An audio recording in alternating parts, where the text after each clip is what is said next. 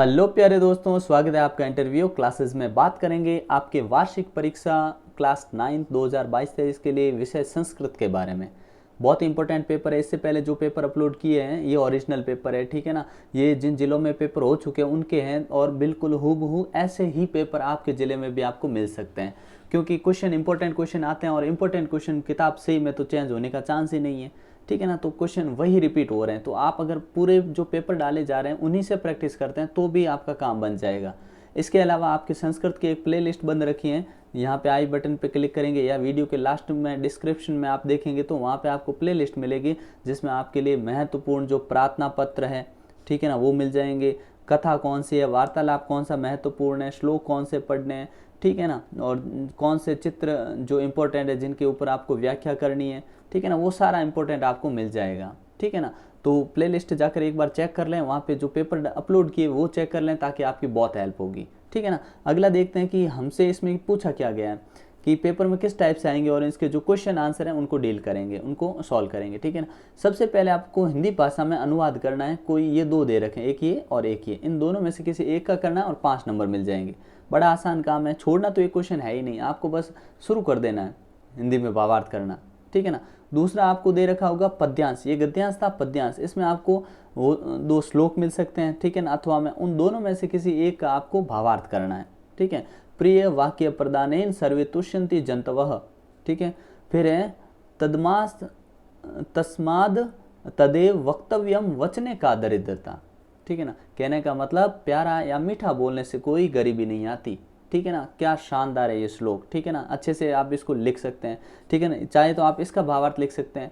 उसके बाद में आपको क्या करना है, उसके बाद में आपको संस्कृत में व्याख्या करनी है, किसी इन दोनों में से किसी एक की करनी है, जो आपको ठीक लगे उचित लगे उसकी कर दीजिएगा। अब यहाँ से शुरू होते हैं अपने प्रश्न उत्तर, ठीक है ना, जिसमें आपको उत्तर देना होता है। शॉर्ट होते हैं उत्तर देने, बस पंच प्रश्न नाम निर्माण है, मतलब 5 प्रश्नों का निर्माण करना है आपको 7-8 दे रखे होंगे, कितने दे रखे, 7 दे रखे, 7 में से कितने 5 के आपको उत्तर लिखने हैं, ठीक है ना। तो ये वन वृक्षः, तो इसका सवाल बनाने के लिए क्या लिख देंगे, के, ठीक है ना। अगला देखिए स्वपितरम, पितरम है तो कम, ठीक है ना, अंडरलाइन शब्द है उसकी जगह आपको प्रश्न निर्माण करने वाला शब्द लिख देना है, ठीक है ना। अगला देखिए, अगला पूछा गया है कि प्राचीन काले ऋषियो वने निवसन्ति स्म, ठीक है ना। तो यहाँ पे वने शब्द के नीचे अंडरलाइन है, तो यहाँ पे हम लिख देंगे कुत्र, क्या लिख देंगे, कुत्र। फिर अगला देखिए तपस्या रतः, तो कीदृशः, ठीक है ना।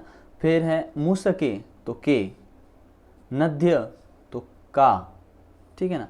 और फिर है सुदुखिता शीतः, तो का, ठीक है ना। इस प्रकार से आपको करना है। फिर अगला क्वेश्चन आपको मिलेगा जिसमें आपको कथा को क्या लिखना है, 5 नंबर का, ये भी 5 नंबर का ही रहेगा, जिसमें आपको कथा को एकदम लाइन से लिखना है, ठीक है ना, मतलब सीक्वेंस में वापस कथा क्रम संयोजन करना है, ठीक है। तो किस प्रकार से करेंगे, देखिए नंबर पहले पे ये लाइन आएगी, एकदा एक काक पिपाशित स्तत अभ्रमत, ठीक है ना, ये लाइन पहली होगी जो तीसरे नंबर पे है। दूसरी लाइन ये हो जाएगी, ठीक है ना, इसको नंबर 2 लगा देंगे। सामने आपके नंबर लगा रखें, आप इनके हिसाब से एकदम कहानी को एडजस्ट कर दीजिएगा। ये अच्छे से याद कर लीजिए क्योंकि आपके पेपर में ये भी आ सकती है, ठीक है ना, क्योंकि कहानी आपके लिमिटेड है, ठीक है, 6-7 आपके सिलेबस में है और उनमें से कोई बार बार आएगी। अब जिले तो खूब पड़े अपने 33 जिले, 33 जिलों में नई कहानी दे नहीं सकते, तो घुमा के वही देनी है, तो यहाँ से आप अच्छे से तैयार कर लीजिए, ठीक है ना। अगला देखिए प्रकृति के शाम, अब इनमें क्या करना, आप प्रश्नोत्तराणी करो, तो आपको प्रश्नों के उत्तर देने हैं, ठीक है ना। आपको 8 में से कोई 5 करने हैं और हर प्रश्न के 2 नंबर होंगे, 10 नंबर का ये रहेगा आपके, ठीक है ना। तो पहले का उत्तर क्या लिख देंगे, पहले का उत्तर लिख देंगे समेशाम प्राणिना, ठीक है ना।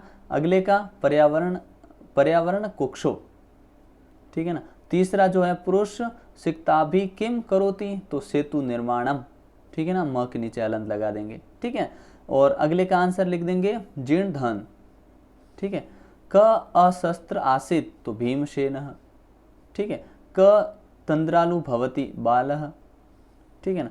स्वर्ण काक कान अखदातन, तो हो जाएगा तंडुलान, ठीक है ना। अगला देखिए कुत्र दरिद्रता न भवेत् वचने, मतलब वचन बोलने से गरीबी नहीं आती है, अच्छे प्रिय वचन बोलने से कोई गरीबी नहीं आती है। फिर अगले में क्या होगा आपको कि इसको पढ़ना है और आपको श्लोक लिखने हैं, ठीक है ना, जो आपके इस प्रश्न पेपर में न हो, और आपको 2 श्लोक लिखने हैं, ठीक है। तो 2 श्लोक अपनी बुक के अच्छे से याद कर लीजिएगा, हालांकि आप 4 कर लीजिएगा याद, क्योंकि अभी ऊपर हमने जो क्वेश्चन देखा उसमें 2 थे और आपने 2 याद किए, दोनों ही वहाँ आ गए, तो हमको 5 नंबर ये अपने चले जाएंगे। तो आप क्या करना, 4 श्लोक याद कर लेना, ताकि उनमें से 2 आप लिख पाओ आराम से, ठीक है ना। अगला देखिए, अगले में आपको क्या करना है कि इस पैसेज को पढ़ना है और उत्तर देने हैं, ठीक है ना। तो पैसेज को, वीडियो को पॉज करके आराम से पढ़िए, फिर उत्तर कैसे देंगे कि अस्माकम देशस्य नाम किम, तो सिंपल सा है भारतवर्षम, ठीक है ना। तो अगला क्या है, दुष्यंतस्य पुत्रस्य नाम किम आसीत, दुष्यंत के पुत्र का क्या नाम था, तो आप कहेंगे भरत नामा, दुष्यंत पुत्र मध्य प्रतापी राजा वभू, ठीक है ना। तो क्या हो जाएगा, भरत नामा, ठीक है ना। अगला क्वेश्चन देखिए, तो इनको आप आराम से कर सकते हैं, इसमें मुझे नहीं लगता आपको कोई दिक्कत होगी, ठीक है ना। तो क्या करना होगा, अब यहाँ से कुछ आपके ग्रामर के शुरू होते हैं, ठीक है ना, जिसमें आपको पर्यायवाची शब्द लिखना आएगा, जैसे समुद्र शब्द है, इसका पर्यायवाची लिखना हो गया, ठीक है ना। कर्ता ढूंढना इस वाक्य में, ठीक है ना, इस प्रकार के प्रश्न आएंगे। तो आपके इस प्रकार के प्रश्न की भी आप अच्छी तैयारी कर लें, ठीक है ना। उसके बाद में जो महत्वपूर्ण प्रार्थना पत्र है वो आपके यहाँ पे अपलोड है, आप जाके देख सकते हैं, ठीक है ना। ये बिल्कुल अपलोड है, अगर कोई बच्चा जो पहले एग्ज़ाम देने गया है, जो ये बच्चे दे के आए हैं, अगर वो प्ले लिस्ट में जाके उन्होंने देखा तो बिल्कुल ये उनको मिल गई वहाँ पे, ठीक है ना। और उसमें भी आसानी क्या रहती है कि आपको तो क्या करना है, ये मंजूषा दी होती है, ठीक है, इन शब्दों में से उठा कर ही आपको यहाँ पे फिल करना है, इसलिए आपको इसमें कोई ज़्यादा दिक्कत आएगी नहीं। अगर आप 3-4 की अच्छे से प्रैक्टिस कर लेते हैं तो ये गलत होगा ही नहीं, ठीक है ना। इसके बाद क्या है, इसके बाद में आपके वार्तालाप आएगी, वार्तालाप में भी खासियत इन्हीं शब्दों का उपयोग करना आपको, ठीक है ना। इन्हीं शब्दों का उपयोग करते हुए आपको ये वार्तालाप पूर्ण करनी है, 5 नंबर मिलेंगे। कहने का मतलब संस्कृत में नंबर लाना काफ़ी आसान होता है, ठीक है ना। फिर आपको कोई लघु कथा लिखनी है मंजूषा के आधार पर, लघु कथा का वीडियो अपलोड है, आप वहाँ जाकर देख सकते हैं, ठीक है ना। तो लघु कथा के लिए एकस्मिन एक वना लोमशा वस्ति स्म, ठीक है ना, इन्हीं शब्दों का उपयोग करके आपको ये कथा बनानी है, ठीक है ना। तो इस वीडियो को आप पॉज करके यहाँ पे देख सकते हैं, यहाँ पे पूरी खाली जगहें भरी हुई है, ठीक है ना। अगले में आपको इस चित्र को देखकर आपको क्या अंदाज़ा लगाना कि इसमें क्या क्या बोला गया और वाक्य निर्माण करना है चित्र के अनुसार, ठीक है ना। फिर अगले में आपको संधि विच्छेद करनी है और संधि का नाम लिखना है, इस टाइप के ग्रामर के क्वेश्चन होंगे व्याकरण के, ठीक है। फिर आपको समास लिखना है, दुखे सुखे, ठीक है, पीताम्बर, ठीक है ना, और दशानन, त्रिलोकम। तो अगर समास का नाम पूछे, दुख, सुख और दुख, क्या हो जाएगा, सुख और दुख, इसका तो सुख और दुख हो जाएगा।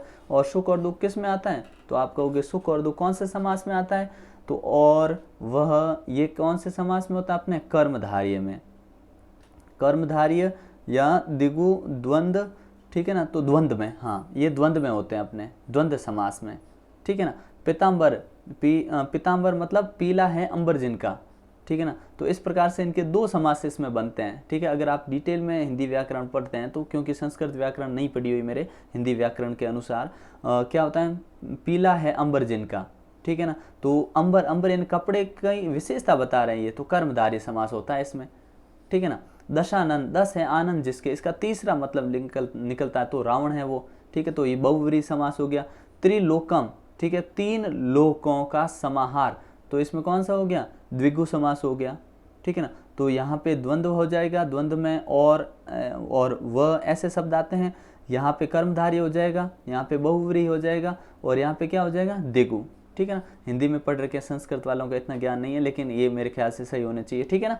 अगला देखते हैं कि हालांकि समास सब जगह सेम ही रहते हैं, ये भी ध्यान रखिएगा, ठीक है। इनमें आपको क्या करना था कि रेखा के शब्द में विभक्ति बतानी है, ठीक है ना। तो विभक्ति ग्रामर में द्वितीय है, ठीक है ना। इस प्रकार से आपको विभक्ति यहाँ से ढूंढ लेनी, फिर आपको पद निर्माण करना है, ऐसे सवाल मिलेंगे।